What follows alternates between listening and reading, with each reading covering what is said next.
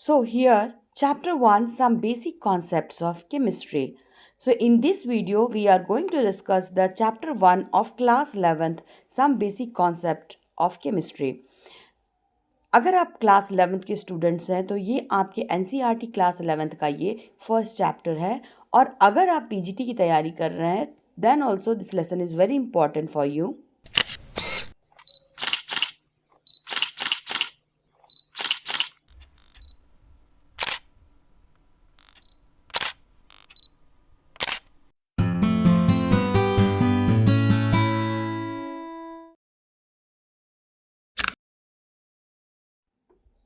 Hello everyone, welcome back to the channel.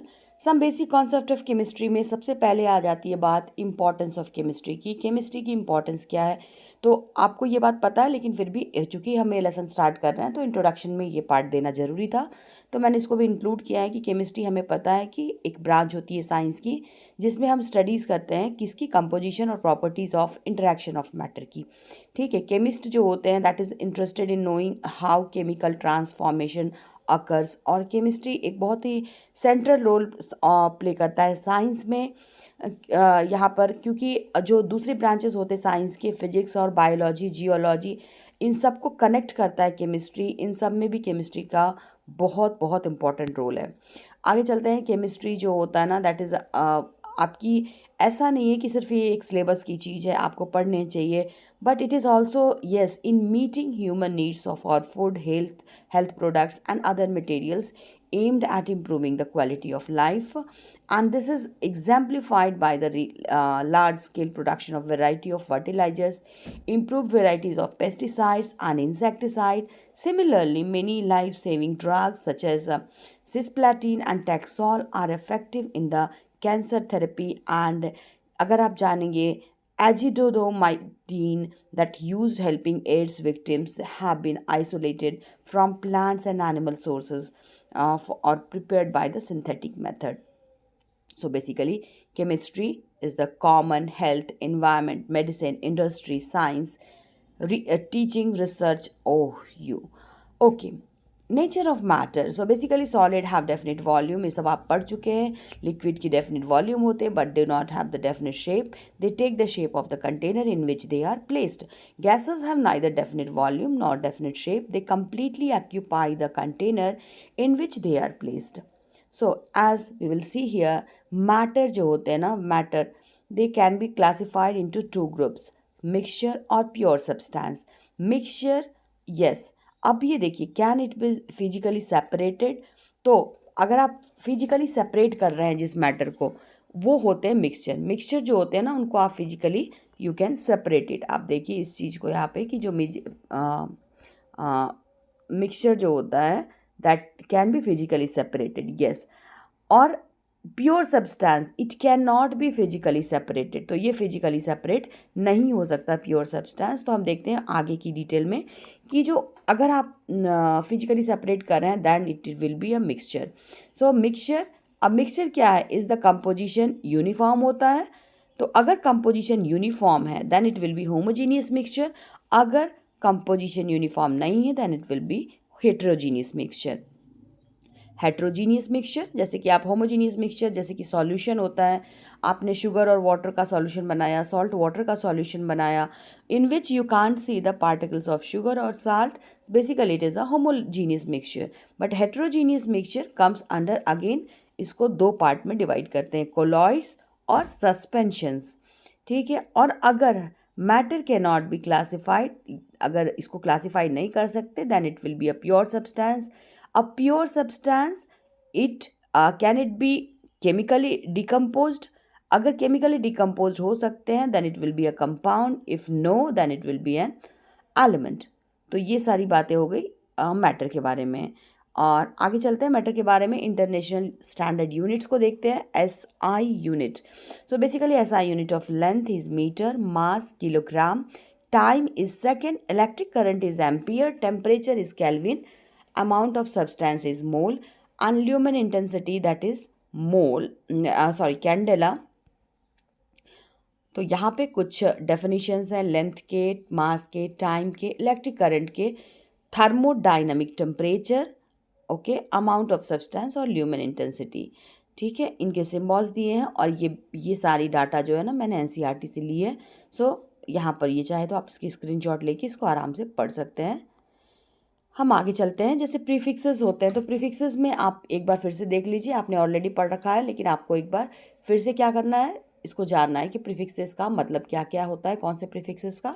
तो 10 का power अगर, ठीक है, 10 का पावर 1 है then it will be deca, 10 power 2 hecto, 10 power 3 kilo, 10 power 6 is mega, 10 power 9 is giga, 10 power 12 is tera, 10 power 5 15 is peta, 18 exa, 21 zetta और 24 Yotta.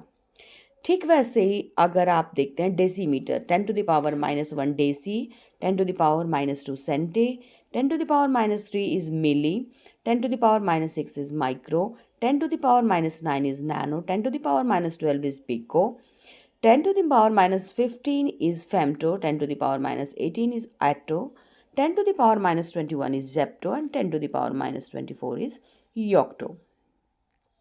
Now coming to the next part of NCERT, mass and weight. क्या लगता है, मास और wait दोनों चीज़ें बराबर होती है या एक जैसी होती है, या उन दोनों में कोई अंतर होता है? तो देखिए हमारी एनसीईआरटी के हिसाब से मास जो होती है ना, दैट इज़ अ सब्सटेंस। कोई मास किसी चीज़ का वो सब्सटेंस है जितने अमाउंट ऑफ मैटर उसमें प्रेजेंट होते हैं, जबकि वेट जो होता है that is a force exerted by the gravity of an object. तो मास का मतलब ये है कि कितने जैसे कि एक सामान है, उसका मास 1 kg है। चलिए, अगर एक सामान है उसका मास 1 kg है, सो इट मीन्स कि इसके अंदर 1 kg का मैटर कंसिस्ट कर रहा है, मतलब इसके अंदर 1 kg of that substance is there. So if 1 kg of sugar means 1 kg of the grains of sugars are there. But अगर बात करें वेट की, सो वेट क्या होता है, weight means the force exerted by the gravity of that object. तो weight उसका वो होगा जितना फोर्स ऑफ ग्रेविटी यानी कि ग्रेविटेशनल फोर्स उसके ऊपर एक्सर्टेड किया जा रहा है, that is called as the weight. ठीक है, अब जो मास होती है of a substance that constant whereas it weight में vary from one place to another due to the change in gravity, and you should be careful in the using these terms. Mass of a substance can be determined very accurately in the laboratory by using an analytical balance, जो कि कुछ इस तरह से दिखता है। Analytical balance आपने lab में देखा होगा। ऐसा यूनिट ऑफ मास जो होती है दैट इज किलोग्राम, और हमने पिछले टेबल में देखा it's fraction gram, 1 kilogram is equal to 1000 gram is used in laboratory due to the smaller amounts of chemical used in chemical reactions. Now coming to the volume, what is the volume? So volume is measured the space taken up by a solid object. So measure volume, use cubic centimeter for the cubic meters, and we write like cubic centimeter. Common unit of volume is liter, and which is not an SI unit, is used measurement of volume, that is 1 liter is equal to 1000 ml, that is equal to how much, 1000 centimeter cube. ठीक है, laboratory में volume of liquid solution can be measured by graduated cylinder, burette, pipette etcetera. Volumetric flask is use to prepare a known volume of solution. This measuring device are, आप यहाँ पे देख सकते हैं ये सारे मेजरिंग डिवाइस को। Now coming to the density, what is density? Density of substance is its amount of mass per unit volume. So SI units of density can be obtained as follow. So SI unit of density is equal to क्या होगी, SI unit of mass and SI unit of volume. और हमें पता है SI unit of mass होती है kilogram, SI unit of volume is meter cube.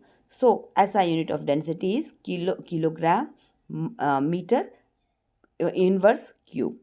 So this unit is quite large and the chemist often express density in gram per centimeter cube, where mass is expressed in gram and volume is expressed in centimeter cube. Now coming to the temperature, there are 3 common scales to measure the temperature: degree Celsius, Fahrenheit and Kelvin scale, where Kelvin is the SI unit of thermometers. SI unit thermometers are based on the scales that shown here, as you can see, Kelvin scale, Celsius scale, Fahrenheit scale. Thermometer Celsius scale जो होता है that is calibrated from 0 to 100 degree C, where these two temperatures are the freezing point and the boiling point of water respectively. ठीक है. The Fahrenheit scale जो होता है that is represented between 32 to 212 degree. The temperature on these two scales are related by each other by the following relationship. क्या होता है? Fahrenheit is equal to degree Fahrenheit is equal to 9/5. याद रखिएगा, ये relation बहुत important है numericals के लिए. So degree F is equal to 9/5, इसके मल्टीप्लाई डिग्री C प्लस 32, या फिर अगर केल्विन से रिलेशन करोगे then you will get kelvin is equal to degree C plus 273.15. Now uncertainty in measurement, so that is the meaningful way to handle the numbers conveniently and present the data realistically with the certainty to the extent possible. अब scientific notation, chemistry deals with the smaller number as well as larger number.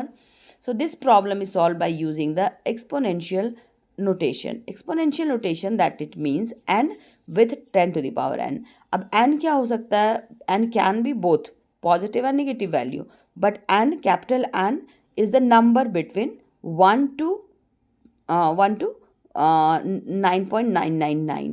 सो यहाँ पर जैसे मैंने यहाँ पे लिखा example 232.508 को आप कैसे लिख सकते हो? तो 2.32508 into 10 to the power 2. Moving the left the decimal exponent value will increase. ठीक है. ठीक उसी तरह से आप 0 पॉइंट, ये आपने मैथमेटिक्स में ऑलरेडी पढ़ रखा है.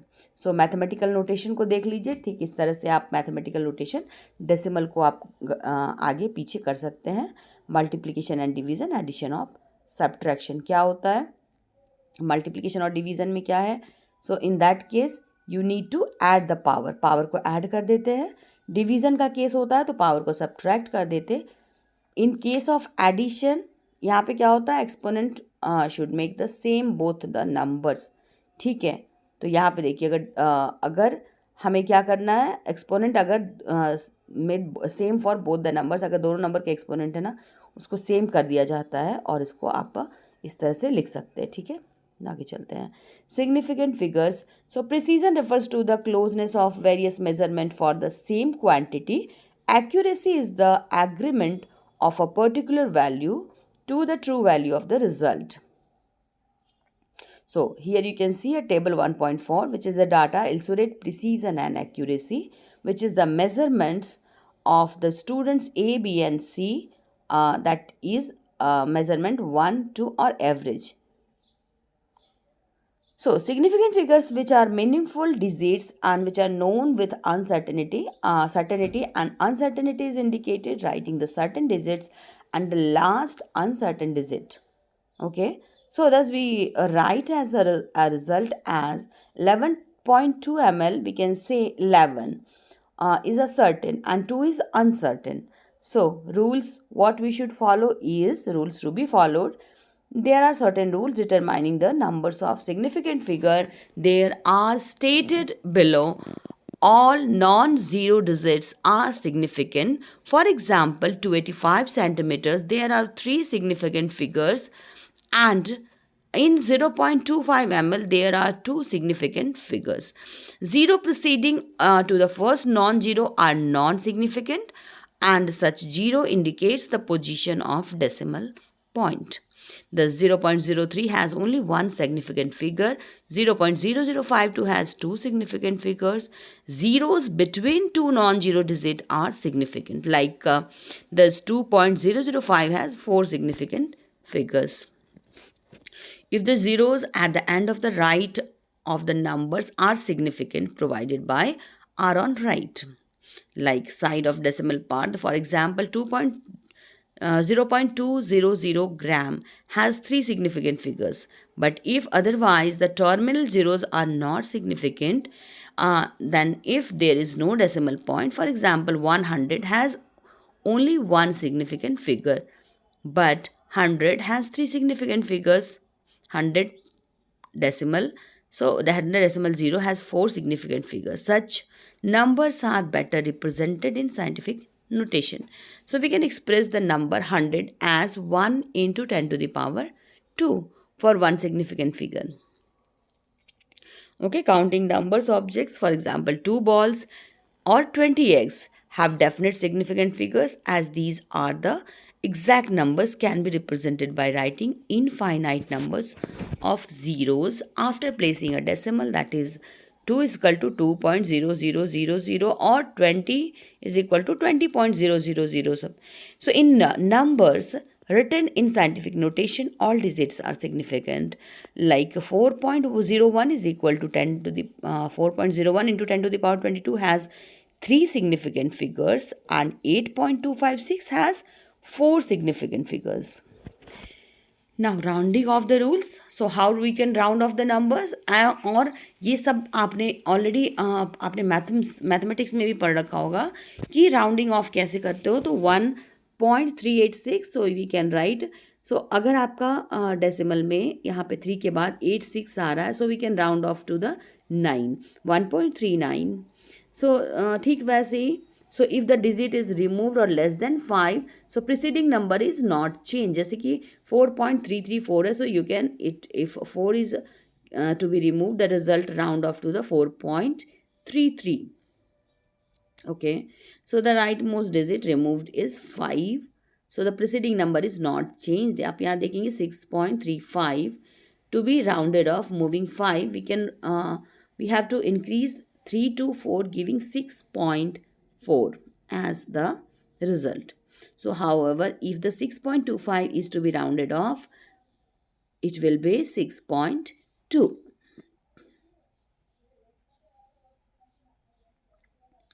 Decimal analysis. So if you will see the dimensional analysis, तो क्या करना है कि the factor labeled method और unit factor method और dimensional analysis, जैसे कि यहाँ पे एग्जाम्पल एक किया हुआ है, ठीक आप वैसे ही कर सकते हैं. Now coming to the law of conservation of mass. Law of conservation of mass, which has been given by the Antonio Lavoisier. Laws of conservation of mass states that the matter can neither be created nor be destroyed in a chemical reaction. मतलब आपने जितना reactant add किया है, सो उतने ही product आपको मिलेंगे. Next coming to the law of definite proportion. So law of definite proportion states that the given compound, यहाँ पे जो जितने भी कंपाउंड हैं, that contains exactly the same proportion. जैसे कि आपने देखा एलिमेंट्स यहाँ पे लिया है कार्बन और ऑक्सीजन, तो 3 कार्बन के एटम और 4 कार्बन के ऑक्सीजन के हैं. तो यहाँ पे आप देख रहे हो जैसे ये प्रोपोर्शन है CO कार्बन मोनोऑक्साइड में और कार्बन डाइऑक्साइड में. तो लॉ ऑफ ये जोसेफ प्राउस ने दिया था, law of definite proportion. Now coming to the law of multiple proportion. So यहाँ पे कहा जाता है कि अगर 2 element can combine to form more than 1 compound, the masses of 1 element that combine with fixed mass to the other element are in the ratio. यहाँ देखो ये जो रेशियो है ना, ये दी गई थी जॉन डाल्टन के द्वारा. आगे चलते हैं, ये वाला है Gay-Lussac's law of gaseous volume. So when gases combine or are produced in chemical reaction, they do so in a simple ratio by volume provided by all gases are at same temperature. That has been given by Joseph Louis Gay-Lussac's law. Avogadro's law की बात करें तो equal volumes of gases contain equal number of molecules at standard temperature and pressure. That is आपको पता है कि उन्होंने Avogadro एक नंबर दिया था 6.022 into 10 to the power 23. Now coming to the Dalton's atomic theory. According to John Dalton, matter consist of indivisible atoms. All atoms of given elements are identical.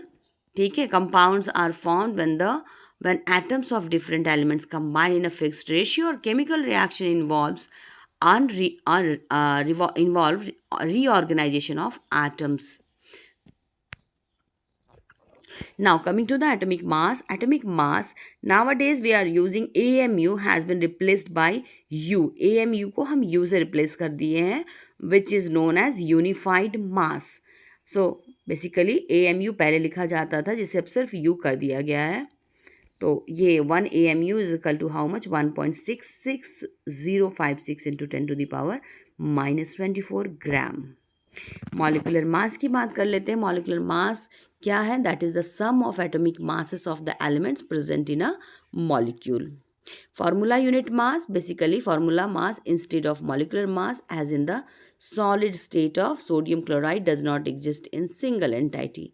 तो formula mass जो होगी उसकी, जो उसकी formula का मास है वहाँ पे उसके हिसाब से करेंगे एटॉमिक मास सबकी ऐड करके, that will be the formula mass. Mole concept की बात करें, मोल कॉन्सेप्ट क्या है? द मोल, ये मोल क्या है? तो mole is the amount of substance that contains as many particles और entities as there are atoms, exactly 12 gram. ठीक है, जिसको कि C12 के आइसोटोप है। इससे इम्फेसाइज करते हैं, बेसिकली हम मोल से इम्फेसाइज करते हैं। इम्फेसाइज का मतलब यहाँ पे है, जैसे क्या है, आप किसी चीज़ को कंपेयर कर रहे हैं, तो यहाँ पे मोल कॉन्सेप्ट है, हम कंपेयर करते हैं कार्बन 12 से। So number of that species is equal to molar mass in grams. Now, how will we calculate the mass percentage? Percentage of mass of an element is equal to the mass of element in compound. ठीक है, जैसे किसी compound में आप mass calculate करें, उस compound में उस एलिमेंट की कितनी मास है, मल्टीप्लाई करेंगे 100 से, then you have to divide with the molar mass of the whole compound. जैसे कि यहाँ पे शुगर का हमने एनसीईआरटी में से लिया है। Next coming to the empirical formula for molecular formula. So empirical formula क्या होता है? That is the basically empirical formula जब n से मल्टीप्लाई हो जाता है, then it will become the molecular formula of that compound. Now coming to the stoichiometry and stoichiometric calculation. जैसे यहाँ पे देख रहे हो एक रिएक्शन, मीथेन ऑक्सीजन से रिएक्ट हो रहा है, बर्न कर रहा है, and it gives CO2 and H2O। So in this reaction आप देख रहे हैं कि एक मीथेन है रिएक्ट करता है 2 मोल ऑफ ऑक्सीजन से एंड गिव देता है 1 mole carbon dioxide and 2 mole of water. तो यहाँ पे आप जो देख रहे हैं ये जो है यहाँ पे वैल्यू, सो बेसिकली ये रिलेशनशिप जो है ये डाटा इंटर कन्वर्ट हो जाती है, basically mass to mole and mole to number of molecule. So mass by volume is equal to density. Limiting reagent, this is a very very important topic.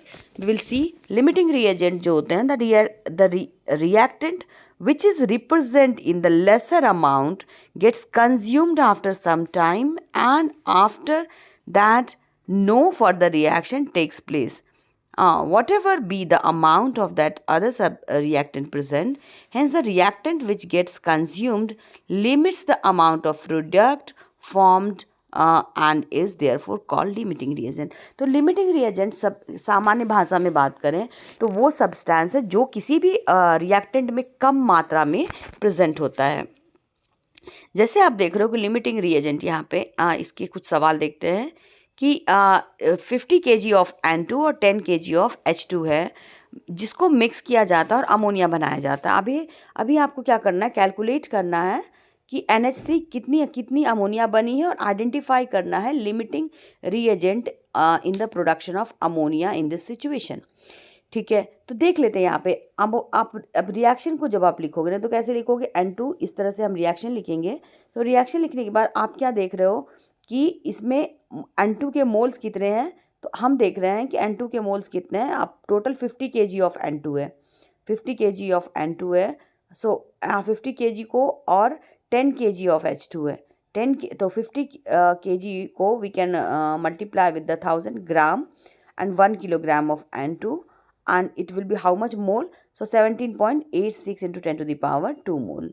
और moles H2 की बात करेंगे, then same process करेंगे इसके साथ भी, then we are getting how much, 4.96 into 10 to the power 3 mole. So अब तो यहाँ पे क्या देख रहे हो कि जब दोनों इक्वेशन में देख रहे हैं तो 1 मोल नाइट्रोजन जो कि रिएक्ट कर रहा है 3 मोल हाइड्रोजन के साथ फॉर द रिएक्शन। तो इन केसेस में क्या हो रहा है कि हाइड्रोजन जो हो रहा है, the moles of hydrogen required कितना चाहिए आपको, तो 17.86 into 10 to the power 2 mole of N2 requires how much, तो 3/1 मोल, 3/1, तो 3 mole of H2 by 1 mole of N2 which is, अब इसको कैलकुलेशन करेंगे then we will get the 5.36 into 10 to the power 3 mole. So अब यहाँ पे क्या है, वी हैव, लेकिन हमारे पास कितने हैं, हमारे पास सिर्फ 4.96 है क्या, H2। तो यहाँ पर क्या होता है कि dihydrogen is a limiting reagent, क्योंकि in this case ammonia would be formed only the form that amount of available in dihydrogen. अब डाईहाइड्रोजन जितना यहाँ पे अवेलेबल है उतना ही अमोनिया बनेगा. अमोनिया बनने का प्रोसीजर रुक जाएगा, क्योंकि तो किसकी वजह से रुक रहा है, तो हाइड्रोजन, डाईहाइड्रोजन की वजह से लिख रहा है. तो लिमिटिंग रिएजेंट यहाँ पे क्या है, तो हमारा hydrogen is the limiting reagent है. तो आप अब इसको समझ गए होंगे. रिएक्शन इन द सॉल्यूशन, तो concentration of solution of the amount substance present in its given volume can be expressed in any of the following ways: mass percent, mole fraction, molarity or molality. So what is mass percent? Mass percent is equal to mass of solute divided by mass of solution into 100. Mole fraction is what? Mole fraction of any substance, that number of moles of that particular substance divided by number of moles of the solution. What is molarity? Molarity denoted by capital M, number of moles of solute divided by volume of solution in liters. Now what is molality? Molality denoted by small m, number of moles of solute divided by mass of the solvent in kilogram. So this was our lesson number 1, mole concept. So we will meet soon in our second lesson. Till then, goodbye and take care. Thanks for watching.